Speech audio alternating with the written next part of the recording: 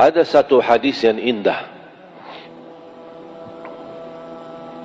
yang diriwayatkan Imam Tirmizi, ada juga sebagian diriwayatkan Imam Muslim. Suratul Fatihah ini isinya berdialog sama Allah. Saya paling nikmati baca suratul Fatihah dalam salat maupun di luar salat. Kalau saya lagi santai duduk habis salat subuh, wirid saya baca Al-Fatihah sebanyak-banyaknya sampai terbit matahari. Apa saya baca? Al-Fatihah saja, mengulangi berkali-kali. Wirid saya, wirid zikir, doa. Ada orang suka wirid la ilaha illallah, ada orang suka wirid salawat, ada orang suka wirid istighfar, ada orang suka wiridnya baca Quran. Saya wirid saya baca Al-Fatihah. Dahsyat baca Al-Fatihah. Menyembuhkan penyakit, menabulkan hajat, mengangkat darajat, menenangkan hati, memberikan kemudahan, membawa cahaya dalam hati dan kehidupan. Berkahnya luar biasa surat Al-Fatihah. Memiliki banyak nama. Al-Fatihah, Ummul Quran, Ummul Kitab, Asy-Syafiyah, Al-Waqiyah, Ar-Raqiyah, Al-Kafiyah. Luar biasa, banyak nama-nama surat Al-Fatihah. Ulama berkata, kalau ada sesuatu yang memiliki nama yang banyak, itu tanda sesuatu itu sangat agung di sisi Allah. Al-Fatihah. Tidak sah salat kita tanpa suratul Fatihah. Al-Fatihah rukun.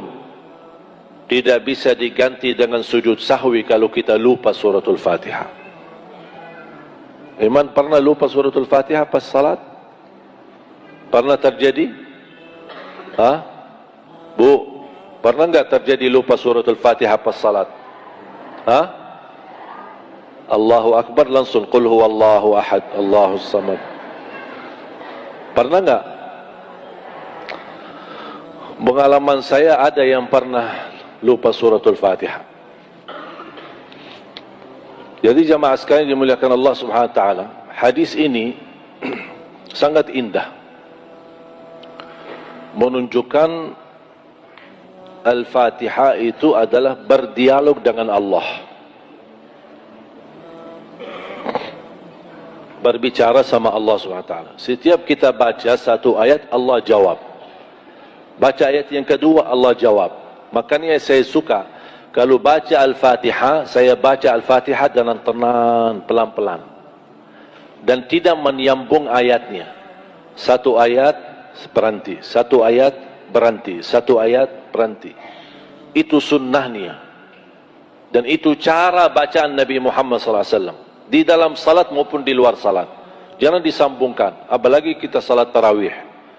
Kan di Indonesia kan biasa-biasa sambungkan. Satu nafas. Waddallin, amin. Aku heran kenapa ini harus cepat tarawih di Indonesia. Kenapa? Aku heran itu.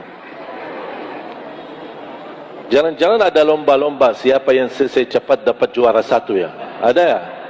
Saya belum pernah dengar. Tapi heran aku itu aja. Saya sampai sekarang belum ketemu alasannya apa. Saya pernah masuk satu musalla tarawih, salat tarawih di salah satu kampung. Bas imamnya masuk, Allahu Akbar. Saya subhanallah, Masya Allah, ini nampaknya tumakninah banget ini. Begitu kita baca iftidah, Bismillahirrahmanirrahim, Alhamdulillahirrahmanirrahim, Astaghfirullahaladzim, saya kaget. Ini baru nikmat, kenapa kok cepat Al-Fatihahnya? Padahal baru tenang. Begitu saya waladdallin, amin. Bismillahirrahmanirrahim. Saya tidak mengerti dan memahami isi bacaan ini kecuali pas dia Naim alhaakumut takatsur itu. Belum lagi rukuk sujud, Allahu Akbar, kejar-kejaran sama imam. Di samping saya ada seorang bapa waktu itu. Kasihan, usia mungkin 80, 90. Taulah maklum bapa-bapa kan, ya Allah husnul khatimah. Ya jalannya pelan-pelan, gerakannya pelan-pelan. Sudah tua, tidak ada fisik. Imam rukuk, beliau sudah mau rukuk. Begitu belum sampai rukuk, imam sudah sami Allahu liman hamidah. Bapa tak jadi rukuk, berdiri lagi. Aku, Pak, ini dah rukuk bapa. Saya bingung. Pas imam sujud, bapa kan pelan-pelan mau sujud. Imam sudah selesai 2 kali sujud, sudah naik rakaat yang kedua, bapa belum sampai sujud. Akhirnya dah jadi, berdiri lagi. Astagfirullah, ini dah bagi rukuk, dah bagi sujud. Pas di rakaat yang kedua, saya megang tangannya. Pak, kita pulang aja deh. Capek. Sebagaimana Al-Fatihah itu rukun dalam salat, tumakninah rukun dalam salat. Tidak sah salat seorang tanpa tumakninah. Mau salat 11, mau salat 23, mau salat 2 rakaat pun, yang penting tumakninah. Tidak masalah baca pendek ayatnya, pendek-pendek, surah-surah yang pendek sebagaimana biasa di Indonesia, tidak apa-apa. Asal tenang, tumakninah. Karena bacaan imam yang benar, bacaan imam yang tenang akan menjadi pelajaran bagi makmum. 30 malam kita baca, mendengar bacaan imam yang bagus, indah suara, jelas bacaannya, sempurna tajwidnya, orang awam yang tidak bisa baca sama sekali bakal bisa baca. Karena setiap hari dengar bacaan yang pelan, bacaan yang tenang. Makanya jemaah sekalian, saya harap bukan masalah jumlah rakaatnya, tapi cara salatnya, itu yang harus diperbaiki. Sama dengan seorang sahabat ketika di masjid Rasul lagi duduk, datang tahiyatul masjid. Selesai tahiyatul masjid, dia menghadap Rasul dan salaman. Rasul tidak jawab salamannya. Salli fa innaka lam tusalli, salat dulu karena kamu belum salat. Kaget orangnya, padahal sudah salat. Salat lagi. Habis selesai datang, dia salaman, Rasul tidak menjawab. Salli fa innaka lam tusalli, salat dulu. Tapi Rasul menanggap dia belum salat sampai 3 kali. Pas yang ketiganya, kata orang itu, ya Rasulullah, mohon maaf, saya tidak tahu selain ini. Baru Rasul beritahu, idza qumta faqum mutma'inna, kalau berdiri yang tenang. Wa idza kabbarta fakabbir mutma'inna, kalau takbir yang tenang. Wa idza qara'ta faqra' mutma'inna, kalau baca yang tenang. Wa idza raka'ta farka' mutma'inna, ruku' tenang, tumaknina, terus terbawa dalam salatnya. Itu yang akan mendatangkan khusyuk. Semakin sempurna tumakninahnya, khusyuk datang sendiri. Allah tidak perintahkan salat khusyuk, tapi yang diperintahkan salat tumakninah. Karena tumakninah rukun, khusyuk bukan rukun. Ketika kita bisa tumakninah dalam salat, gerakannya santai, nikmat, akan datang khusyuk sendiri.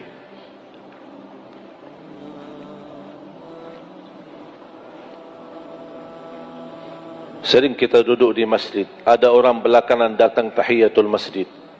Saya duduk di samping saya, ada orang tahiyatul masjid. Yang aku heran, bisa dia sambil jalan dia zikir Allahu Akbar ruku'. Belum sampai ke ruku'nya, subhanarabbiyal azim, subhanallah, sami'allahu liman hamidah. Pas sujud, Allahu Akbar, subhanarabbiyal a'la, subhanarabbiyal a'la. Dia belum sampai ke sujud sudah subhanarabbiyal a'la. Makanya pas dia sampai sujud, suntuh sebentar, langsung Allahu Akbar lagi. Begitu selesai, ya Allah mohon diterima. Apaan yang diterima? Aku heran ya, kenapa kita salat 2 rakaat tak sampai 10 menit, tapi begitu caranya, wallahi kita malu sama Allah. Fantas bersabda Rasulullah, ada seorang salat 60 tahun salat, tapi tidak ada satu pun diterima di sisi Allah.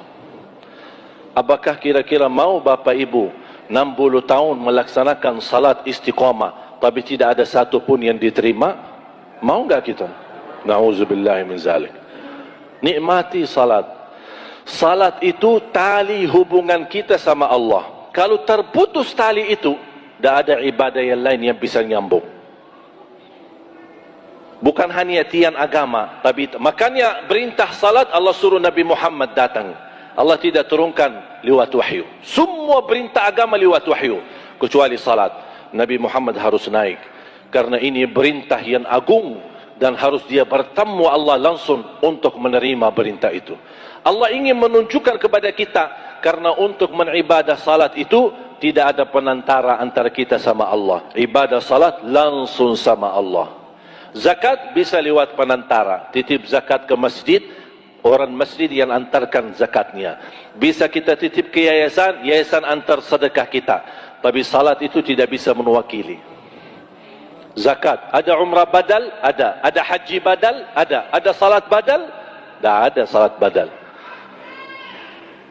Masa kita datang kepada orang habib atau syekh atau ustaz atau kiai, maaf kiai, saya lagi tak enak badan, boleh Pak Kiai wakili saya salat?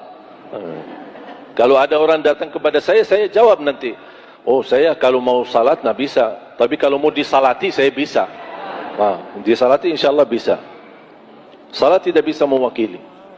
Satu-satunya ibadah harus dilaksanakan, dan satu-satunya ibadah tidak bisa ditinggalkan apapun alasannya, kecuali kalau terjadi dua hal: murtad, kafir, sudah keluar dari Islam, sudah tidak ada wajib salat. Yang kedua, faham ini? Apa? Kalau sudah begini, sudah tidak ada wajib salat. Makanya saya sering kalau datang ke masjid melihat anak-anak muda lagi nongkrong di luar, tidak mau masuk ke masjid, dia bilang, ayo salat. Dia tak respon, tidak jawab. Oh maaf ya. Assalamualaikum. Mungkin dia begini. Ya, yang begini ya, tidak perlu diajak, karena sudah begini. Salat itu tidak bisa ditinggal. Puasa boleh ditinggal? Boleh, kalau lagi sakit, musafir. Haji boleh tidak haji? Ada orang muslim tidak haji? Ada, belum mampu. Ada orang muslim tidak zakat? Ada, dia miskin, malah justru terima zakat. Tapi tidak ada orang muslim tidak salat semestinya. Makanya tahun 400 Hijriyah ada pertemuan ulama di Maroko, ulama agama, membuat satu buku fikih untuk membantu umat supaya mereka bisa memahami agama dengan cara sederhana. Di dalam buku fikih ini yang dibahas oleh ulama ada salah satunya bagaimana hukumnya orang yang tidak salat. Apa yang harus kita tuliskan dalam buku ini? Ulama bingung menjawab. Dianggap ini persoalan yang kemungkinan susah terjadi. Itu menurut ulama dulu. Kemungkinan susah terjadi, makanya kami tidak berani memberikan hukum dan penjelasan. Karena tidak masuk akal ada orang muslim tidak salat. Ini zaman tahun 400 Hijriyah. Dianggap zaman dulu ulama itu aneh, tidak masuk akal ada orang muslim tidak salat. Makanya mereka tidak berani tulis hukum. Bagaimana hukum orang yang tidak salat? Tidak berani. Karena itu sesuatu yang tidak bisa terjadi. Bagaimana kalau mereka ada di zaman sekarang? Banyak orang muslim tidak salat. Sama sekali. Tidak salat Jumat, tidak salat sama sekali. Na'udzubillah min zalik. Makanya kita harus tahu, salat itu satu-satunya ibadah yang tidak bisa ditinggalkan. Tidak bisa berdiri, duduk. Tidak bisa duduk, berbaring. Tidak bisa wudu, tayammum. Tidak bisa menghadap kiblat kemana saja. Dalam keadaan perang menghadapi musuh, tetap ada salat, namanya salat khauf. Ada cara, tata caranya melaksanakan, tapi tidak ada alasan meninggalkan salatnya. Hatta dalam keadaan sakit, parah, kotor, tidak bisa apa-apa, tidak bisa bergerak, tidak bisa tayammum, niat dan tetap salat. Ada jama' kasar, tidak bisa karena sakit, boleh jama'. Musafir, jama' dan kasar. Kadang boleh jama', tidak boleh kasar. Kadang boleh kasar, tidak boleh jama'. Kadang boleh jama' dan kasar. Semua diberikan keringanan untuk tetap melaksanakan salat. Tidak ada alasan tinggalkan salat. Dan salah satu keindahan dalam salat melalui suratul Fatihah berdialog sama Allah. Qala Allah Azza wa Jalla, hadis Abu Hurairah radhiyallahu an, Rasulullah SAW bersabda, Allah berfirman, hadis Qudsi, qasamtu salata baini wa baina abdi nisfain. Aku telah membagikan salat menjadi dua bagian. Yang dimaksud kata salat di dalam hadis ini adalah suratul Fatihah. Salah satu nama suratul Fatihah As-Salah. Salah satu nama suratul Fatihah As-Salah. Kenapa dinamakan As-Salah? Karena tidak sah salat kita tanpa surat Al-Fatihah. Kata Allah di hadis Qudsi, qasamtu as-salata baini wa baina 'abdi nisfain. Aku telah membagikan salat antaraku dan hambaku menjadi dua bagian. Fa idza qara'a 'abdi alhamdulillahi rabbil alamin. Kalau hambaku mengucapkan alhamdulillahi rabbil alamin, qala Allah hamadani 'abdi. Allah jawab, hambaku telah memujiku. Fa idza qara'a 'abdi ar-rahmanir rahim. Kalau hamba membaca ar-rahmanir rahim, Allah jawab, hambaku abdi athna alayya abdi, hambaku telah memuji dan mengagungkanku. Ketika dia lanjut, qala Allah fa idza qara abdi maliki yaumiddin, qala Allah majjadani abdi. Kalau hambaku membaca maliki yaumiddin, Allah jawab, hambaku telah mengagungkanku. Jadi yang pertama, Allah memuji, dipuji oleh Allah SWT. Alhamdulillah Rabbil Alamin, hambaku telah memujiku. Ar-Rahmanir Rahim, hambaku telah memuliakanku. Maliki Yaumiddin, hambaku telah mengagungkanku. Iyyaka na'budu wa iyyaka nasta'in. Allah jawab, ini antaraku dan hambaku, dan apapun yang dia minta, aku berikan. Subhanallah. Begitu dia Allah jawab, dia langsung minta apa? Ihdinas siratal mustaqim. Allah jawab apa? Ini untuk hambaku dan aku ijabah. Siratal ladzina an'amta alaihim ghairil maghdubi alaihim waladdallin. Allah tetap menjawab, ini untuk hambaku dan aku ijabah. Allah jawab kita. Amin. Apa artinya amin? Allahumma stajib. Ya Allah, mohon diterima. Allah jawab, aku terima. Indah suratul Fatihah ini. Saya paling nikmati dalam salat sunnah maupun salat fardu, seindah-indah baca yang selama walaupun penghafal Al-Quran, tapi seindah bacaan yang bisa dirasakan berdialog dengan Allah, itu suratul Fatihah.